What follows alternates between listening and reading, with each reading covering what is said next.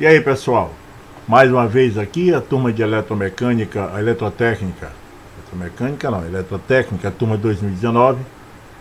Sou o professor Marli Oliveira, essa é a nossa 7ª aula de projetos elétricos industriais.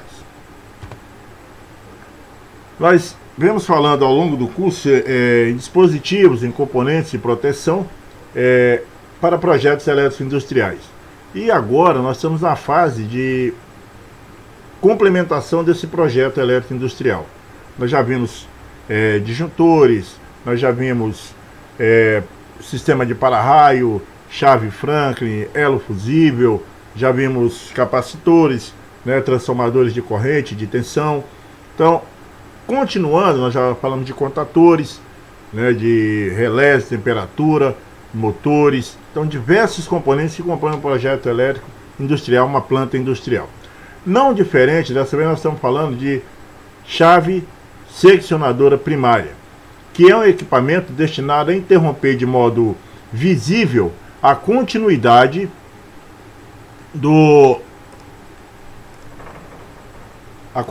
metálica de um determinado circuito. Devido ao seu poder de interrupção ser praticamente nulo, as chaves seccionadoras devem ser operadas com circuito a vazio, somente tensão. A figura 55 aqui mostra e representa a chave seccionadora tripolar do tipo passante, própria para instalação em cubículo blindado. Aí nós temos aqui isolador passante, tá? Mão francesa de sustentação e o elo de ligação desta chave seccionadora. Então nós temos aqui as lâminas condutoras, que é o elo de ligação, tá? Mecanismo de manobra. Notem que aqui o mecanismo de manobra atua em 3 pontos, ou seja, em 3 lâminas condutoras, 3 elos de ligação. Notamos então que devemos entender que aqui é uma chave seccionadora primária trifásica, ok? Aqui esse mecanismo de manobra onde é acionado geralmente por bastões de manobra. A chave seccionadora tripolar de alta tensão também são fabricadas chaves seccionadoras interruptoras do tipo manual ou automática, que são capazes de desconectar um circuito operando a plena carga. As chaves seccionadoras podem ser construídas com um só polo unipolares ou com 3 polos tripolares, caso dessa aqui. As primeiras são próprias para utilização em redes aéreas de distribuição, e o segundo tipo normalmente é utilizado em subestações de instalação abrigada, em cubículo de alvenaria ou metálico. Hoje quase não se utiliza mais cubículo de alvenaria. A maioria dos cubículos já são montados em metálico, até pela grande salubridade e segurança que traz no sistema operacional industrial.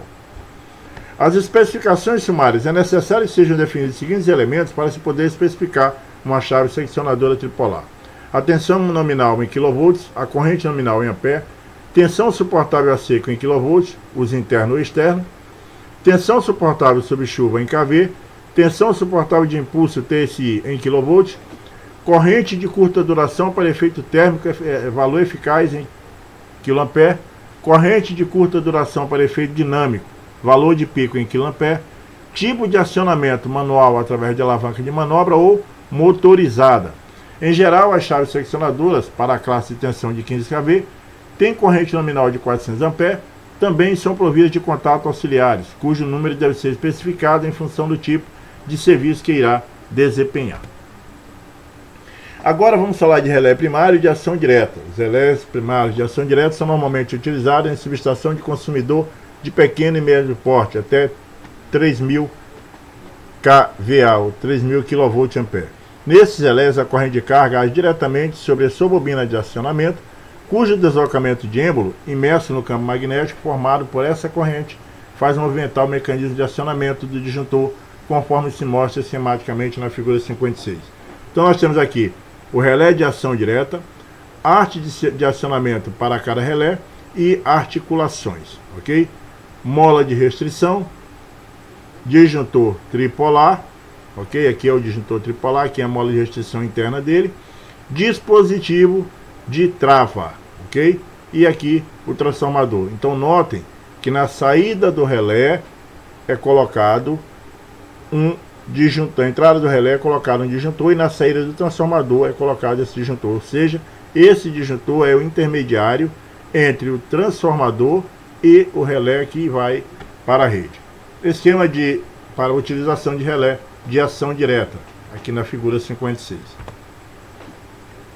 Quando as correntes de carga desenvolvidas são muito grandes, a bobina de acionamento do relé pode ser alimentada através do secundário de um transformador de corrente, conforme a figura 57, nós vemos aqui transformador de corrente, relé de ação direta, as articulações do relé, arte de acionamento para cada relé, o mesmo disjuntor intermediário, mola de restrição, disjuntor tripolar, dispositivo de trave e transformador.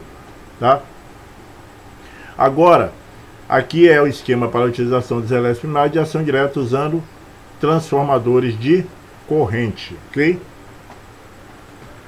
Ao contrário dos relés de ação direta, existem relés de ação indireta cuja bobina de acionamento está ligada diretamente ao secundário do transformador de corrente. O comando de disparo do disjuntor é feito, porém, através de energização de sua bobina de abertura para um sistema de corrente contínua. Esse sistema de proteção requer, além dos relés propriamente dito, 2 ou 3 relés de fase e um relé de neutro, 2 ou 3 transformadores de corrente para proteção, um conjunto retificador carregador flutuador, um banco de baterias e uma área fechada para abrigo desses elementos, o que torna a proteção extremamente onerosa e utilizar apenas em subestações de capacidade superior a 3.000 kVA em média. Ou seja, se aplica, mas é um tanto quanto caríssimo. Tá? Funcional e excelente também. Disjuntor de potência. Os disjuntores estão sempre associados a relés, sem os quais não passariam de simples chaves, com alto poder de interrupção. É um equipamento destinado à manobra e à proteção de circuitos primários, capaz de interromper grande potência de curto-circuito durante a ocorrência de um defeito. Entre os tipos mais conhecidos de disjuntores podem ser citados disjuntor a grande volume de óleo, disjuntores a pequeno volume de óleo e disjuntores a hexafluoreto de enxofre ou SF6. A ordem cronológica da construção de disjuntores surgiu primeiramente dos disjuntores a grande volume de óleo devido ao seu baixo poder de interrupção, então sendo gradativamente abandonados desde o advento dos disjuntores a pequeno volume de óleo, que basicamente serão objeto do nosso estudo. Os disjuntores a hexafluoreto de enxofre ou SF6 em geral são fabricados para níveis de tensão elevados, acima de 15 kV acima. A interrupção da corrente se dá no interior de um recipiente distante que contém o hexafluoreto de enxofre a uma pressão aproximada de 16 kg por centímetro para disjuntores de dupla pressão. Atualmente, as modernas instalações industriais de média tensão, classe 15 kV, utilizam largamente disjuntores tripolares a pequeno volume de óleo.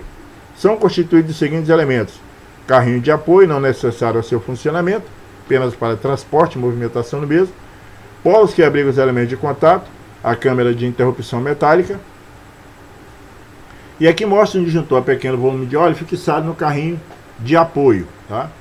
Rodas metálicas, o carrinho, isso aqui a gente transporta até o painel, ok?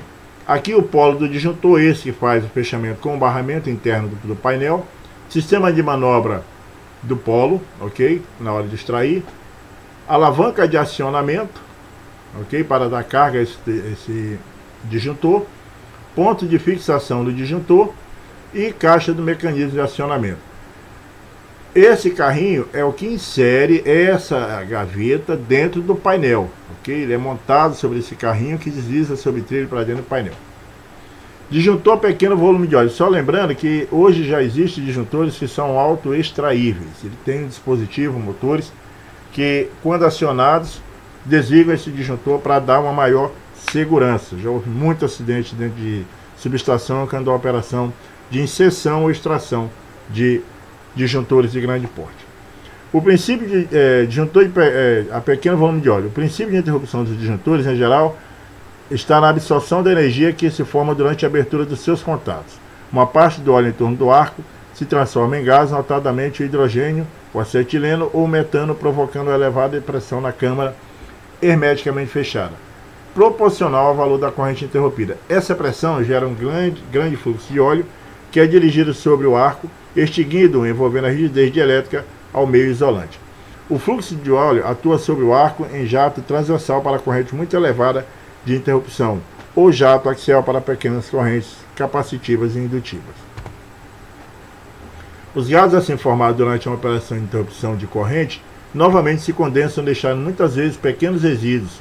Uma das funções principais do dispositivo de extinção de arco é desionizar a zona de interrupção quando a corrente atingir o ponto zero do ciclo alternado, evitando-se que haja formação de novo arco, principalmente quando a abertura do circuito se dá na presença de correntes capacitivas. Os disjuntores a pequeno volume de óleo podem ser fabricados para montagem fixa ou extraível, com operação de fechamento manual ou automática. Cabe alertar que em projetos industriais não devem ser admitidos relés de religamento no acionamento de disjuntores. Desde que se efetue o desligamento do disjuntor, a equipe de manutenção da instalação deve identificar a causa acionar o defeito para depois restabelecer o circuito. A principal característica desse dispositivo de proteção é a sua capacidade de limitar a corrente de curto-circuito devido aos tempos extremamente reduzidos em que atua. Além disso, possui uma elevada capacidade de ruptura, o que torna esse tipo de fusível adequado para aplicação em sistemas onde o nível de curto-circuito é de valor muito alto. Normalmente, os fusíveis limitadores podem ser utilizados tanto em ambientes internos como externos, dependendo apenas das características de uso dos seccionadores aos quais estão associados. A capacidade de interrupção de um disjuntor está ligada diretamente à sua tensão de serviço. Assim, se um disjuntor estiver operando no circuito cuja tensão seja inferior à sua tensão nominal, a sua capacidade de interrupção será proporcionalmente reduzida. Há uma lenda que diz que o disjuntor funciona a 75% da sua capacidade, o que não é uma verdade. Tá? Quando calcularem, quando fizerem projetos elétricos, ou forem fazer uma montagem, uma instalação elétrica, dimensionem, calculem de forma correta para que vocês não sejam enganados por lendas de eletricistas e técnicos de hora oportunas, ok? Então nunca vão na ilusão de que um disjuntor só funciona abaixo da capacidade dele ou até 75% da sua capacidade, não. Cada um funciona de acordo com a tensão de serviço, ou seja, se ele estiver operando no circuito com a tensão inferior, a sua demanda, a sua tensão nominal de 75, você põe ele numa rede de 50, é lógico que ele só vai atingir a extinção, só vai abrir, só vai romper o curto-circuito quando ele atingir aquela tensão nominal a qual ele foi designado, tá? Ele nunca vai fazer isso numa tensão abaixo daquela nominal a sua capacidade de interrupção, ok? Especificação sumária. No pedido do disjuntor deve constar no mínimo as seguintes informações: tensão nominal em kV, se ele é de construção aberta ou blindada, de corrente nominal em amperes, se a montagem é fixa ou extraível, a capacidade nominal em quiloamperes, acionamento frontal, tempo de interrupção ou tensão suportável de impulso em kV, frequência nominal e tipo de comando, manual ou motorizado, ok?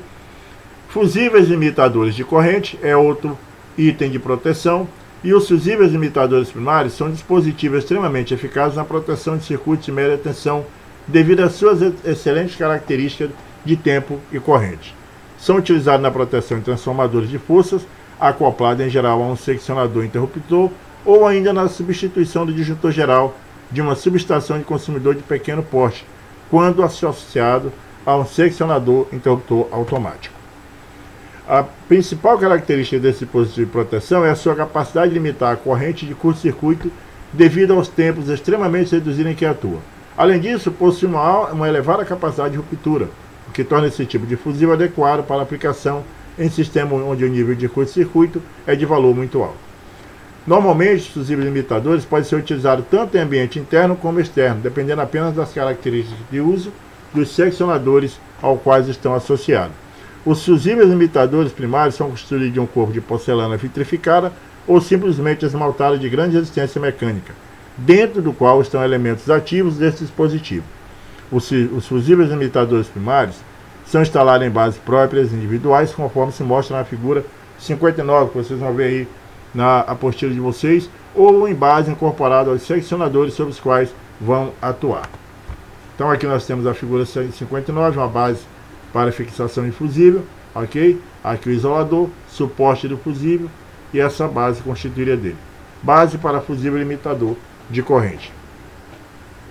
Os fusíveis se compõem geralmente de vários elementos metálicos ligados em paralelo, apresentando ao longo do seu comprimento, seções estreitas, então envolvidos no interior de um corpo cilíndrico de porcelana por uma homogênea camada de areia de quartzo, de granulometria bastante reduzida, que se constitui no meio extintor. Desta forma, quando o elemento fusível queima, o arco decorrente desta ação funde a areia de quartzo que envolve o local da ruptura, resultando num corpo sólido que ocupa o espaço aberto entre as extremidades que ficam do lado da fonte e da carga, garantindo a interrupção da continuidade do circuito elétrico. Certos tipos de fusíveis são tratados de um percussor numa das suas extremidades, que após a fusão do elemento metálico provoca disparo do seccionador interruptor ao qual está acoplado. A força resultante do percussor pode ser obtida a partir no diagrama figura 60 aqui embaixo. Em vez do percussor, há fusíveis que trazem apenas dispositivos de sinalização ótica, indicando a condição de disparo. Então, contato, corpo de porcelana, aqui a especificação em quilograma-força, 0, 1, 2, 3, 4 e 5 kg-força, percussor na posição normal e o percussor na posição disparada. Veja que aqui ele só fez contato, aqui ele extrai. Curva do disparador de percurso, ok? E da figura 60. Então essa é a curva do disparador do percussor. A figura 61 fornece alguns detalhes construtivos desse tipo de fusível. Desculpem aí. Constante da base do percussor. O corpo de porcelana, parte externa ou invólucro interno, mola de acionamento, contato da base. Então nós temos aqui contato da base de um lado e do outro, percussor, corpo de porcelana, tá? Invólucro interno, mola de acionamento e o elemento fusível, ou seja, esse é o que se rompe na ação. Fusível limitador de corrente. As especificações sumárias no pedido do fusível limitador de corrente deve constar no mínimo a seguinte informação: tensão nominal de kV, capacidade de interrupção nominal em kA, fornecimento com sinalizador óptico e ou pino percussor, corrente nominal em ampere e designação da base na qual irá operar. Outro meio de proteção é o transformador de potência, que é um equipamento estático que, por meio de indução eletromagnética, transfere energia de um circuito chamado primário para um ou mais circuitos denominados de secundário ou terciário, respectivamente, sendo mantida a mesma frequência, porém com tensões de correntes diferentes. Transformador de potência é equipamento estático que, por meio de indução eletromagnética, transfere a energia de um circuito chamado primário para um circuito denominado secundário ou terciário, respectivamente, sendo mantida a mesma frequência, porém com tensões de corrente diferentes. Quanto à sua forma construtiva, o transformador se classificam em transformador imerso em óleo mineral isolante, transformadores a seco. Esse estudo contemplará somente os transformadores imersos em óleo, devido à quase exclusividade de sua utilização em projetos industriais. Os transformadores a seco são empregados mais especificamente em instalações de prédio ou habitação, ou em locais de alto risco para a vida das pessoas e do patrimônio. São construídos, em geral, em resina epóxi. O transformador imerso em óleo mineral é composto basicamente de 3 elementos: tanque ou carcaça, parte ativa, núcleo e enrolamentos, acessórios, terminais, ganchos e resistor.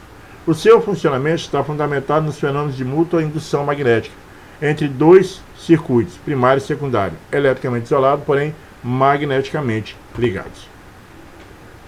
Os transformadores podem ser quanto ao número de fases: monofásico, fase neutra; bifásico, 2 fases; trifásico, 3 fases; e monobucha, que é fase e terra. Ao longo deste material didático, só se fará referência aos transformadores trifásicos devido à sua quase total utilização em sistemas industriais no Brasil. A figura 62 apresenta um transformador trifásico com indicação de todos os seus elementos externos. Então nós temos aqui gancho para içamento ou levantamento, tampo de inspeção, terminais primários, tá? Terminal primário, termômetro, placa de identificação, bujão de óleo, tá? E aqui ele visto de frente, radiadores nas laterais, ok? Base de apoio, ele feito aqui a vista lateral dele. O líquido isolante de uns transformadores tem a função de transmitir o calor gerado pelas partes internas do equipamento para as paredes do tanque e dos radiadores, que são resfriados naturalmente por uma ventilação forçada, fazendo com que o óleo volte novamente ao interior, retirando o calor e devolvendo ao exterior num ciclo contínuo, segundo o fenômeno de convecção. O óleo mineral para transformador deve apresentar uma alta rigidez dielétrica, excelente fluidez e manter as suas características naturais praticamente inalteradas perante temperaturas elevadas. O óleo mineral é inflamável e, portanto, cuidados devem ser tomados na instalação de transformadores. No caso de projetos industriais de produtos de alto risco de incêndio, usando transformadores a óleo, estes devem ser localizados distantes fora da área de risco. Existe, entretanto, um tipo de óleo líquido isolante chamado ascarel, cujas propriedades elétricas se assemelham à do óleo mineral, com a vantagem de não ser inflamável devido ao seu alto teor e poder de poluição. O governo federal proibiu a sua utilização em novos equipamentos elétricos. Especificando transformadores a seco ou silicone, os transformadores podem conter óleo mineral do tipo parafínico ou naftênico. Atualmente, as indústrias de transformadores nacionais utilizam o óleo do tipo parafínico para unidades transformadoras da classe de 15 kV. O pedido para a compra de um transformador deve conter no mínimo os seguintes elementos: especificação sumária, como potência nominal, tensão nominal primária, tensão nominal secundária, impedância percentual, ligação dos enrolamentos, derivações desejadas, TAPs e acessórios desejados a especificar. Cabos de baixa tensão. Os condutores isolados são constituídos de fios de cobre mole, que a resistência mecânica à tração não é o fator preponderante, podem ser comumente assim construídos. Fios e cabos com encordoamento simples, quando o condutor é formado por um único fio ou por duas ou mais camadas de fio de mesma seção transversal concêntricas a um fio. Cada camada ou coroa possui o mesmo número de fios da camada anterior a qual se somam os seus tentos, ou seja, 7 fios 1 mais 6, 19 fios, 1 mais 6 mais 12, 37 fios, 1 mais 6 mais 12 mais 18. Cabos redondos com encordoamentos compactos são aqueles resultantes da compactação do cabo de encordoamento simples, através de uma matriz reduzindo a sua seção transversal e o espaço existente entre os fios. Em geral, os cabos singelos apresentam o seguinte tipo de encordoamento: seções de 1,5 a 6 mm, encordoamento redondo normal; seções superiores a 6 mm, encordoamento redondo compactado. Os cabos são em geral isolados com dielétrico sólido, cujo comportamento térmico e mecânico está em seguida classificado. Termoplásticos são materiais isolantes a serem submetidos a uma elevação de temperatura, se mantém em estado sólido até 120 graus Celsius, tornando-se pastoso e finalmente líquido sobre sucessivos. Termofixos, materiais isolantes, ao serem submetidos a temperaturas elevadas acima do seu limite, se carbonizam se passarem para o estado líquido. Tá? Comparativamente ao isolamento termoplástico, o dielétrico termofixo permite uma mesma seção transversal de um condutor, uma capacidade nominal de corrente significativamente superior. Os dielétricos termofixos mais comumente utilizados são os polietileno reticulado, XLPE, e a borracha etilopropilena, ou EPR. Muito se discute sobre as vantagens de um outro isolante. Os cabos isolados em EPR são mais flexíveis do que aqueles isolados em XLPE. Outras vantagens são anuladas quando se está trabalhando em tensão secundária. A especificação sumária para pedido. Pedido de aquisição de um condutor secundário deve conter no mínimo as seguintes informações: seção nominal em milímetro, classe de tensão 2, natureza do material condutor cobre ou alumínio, material de isolação, material da capa de proteção, tipo isolado unipolar, bipolar, tripolar ou quadripolar e tamanho da bobina. Vamos falar agora de disjuntor de baixa tensão. É um equipamento de comando de proteção de circuito de baixa tensão cuja finalidade é conduzir continuamente a corrente de cada carga sobre condições nominais e interromper as correntes anormais de sobrecorrente de curto-circuito. Quanto ao tipo de construção, os disjuntores podem ser disjuntor de baixa tensão, gente, usado em painel já dentro da indústria ou dentro do projeto elétrico industrial. Ele é aplicado dentro dos painéis de comando para motores, iluminação, ok? Disjuntores abertos são aqueles em que o mecanismo de atuação é dispositivo de disparo e outros são montados em estrutura normalmente metálica do tipo aberto. Em geral, são disjuntores trifásicos de corrente nominal elevada e próprios para montagem em quadripainéis. Podem ser acionados manualmente ao motor. São utilizados como chave de comando de proteção de circuito, distribuição de motores, de transformadores, capacitores. Nesse tipo de disjuntor, seus vários componentes podem ser substituídos em caso de avaria. Disjuntores em caixa moldada são aqueles em que o mecanismo de atuação, dispositivo de disparo e outros são montados dentro de uma caixa moldada em poliéster especial ou fibra de vidro, oferecendo esse fibra de vidro não fabrica mais, oferecendo o máximo de segurança e operação elevada rigidez, ocupando espaço por demais reduzir em quadros e painéis. Esses disjuntores são do tipo descartável, pois quando quaisquer de seus componentes apresentam defeito, tornam-se imprestáveis ou inaplicáveis. Quanto ao tipo de operação, disjuntores podem ser disjuntores termomagnéticos, são aqueles dotados de disparadores térmicos de sobrecarga e eletromagnéticos de curto-circuito. Disjuntores somente térmicos são destinados exclusivamente à proteção contra sobrecarga. Disjuntores somente magnéticos são são semelhantes aos disjuntores termomagnéticos quando ao aspecto externo. Diferenciam-se por estes serem dotados somente do disparador eletromagnético e são utilizados quando se deseja a proteção apenas contra a corrente de curto-circuito. Disjuntores limitadores de corrente são aqueles que limitam o valor e duração das correntes de curto-circuito, proporcionando uma redução substancial dos esforços térmicos e eletrodinâmicos, e nesses disjuntores os contatos são separados pelo efeito da força eletrodinâmica de grande intensidade que se originam nas correntes de curto-circuito de valor elevado, fazendo o disjuntor abrir antes que o relé eletromagnético seja sensibilizado. A figura 63 mostra a parte interior de um disjuntor, enfocando os contatos e a câmara de interrupção.